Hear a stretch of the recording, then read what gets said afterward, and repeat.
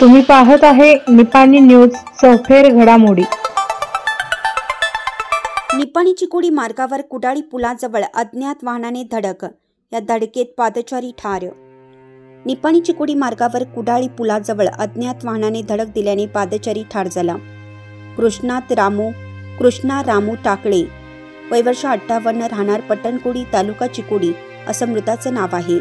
या प्रकरणी खडकलाट पोलिसांनी अज्ञात वाहनाविरोधात हिट अँड रन कायद्यान्वये गुन्हा दाखल करून तपास चालवला आहे।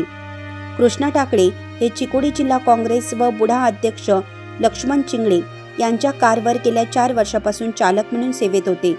त्यांनी आपली दुचाकी नवलिहाळ येथे दुरुस्तीसाठी गॅरेजमध्ये ठेवली होती।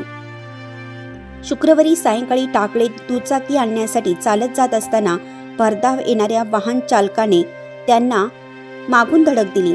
यात ते गंभीर जखमी झाले। त्यांना चिकोडीतील रुग्णालयात दाखल करण्यात आलं, मात्र तत्पूर्वीच त्यांचा मृत्यू झाला। अपघाताची माहिती मिळताच घटनास्थळी चिकोडी जिल्हा काँग्रेस अध्यक्ष लक्ष्मण चिंगळे, चिकोडीचे CPI विश्वनाथ चौगला, खडकलाट पोलीस ठाण्याच्या उपनिरीक्षक अनिता राठोड, हवालदार विशाल संभाजी यांनी पाहणी केली। शनिवारी सकाळी शवविच्छेदन झाल्यानंतर मृतदेह नातेवाईकांच्या ताब्यात देण्यात आला।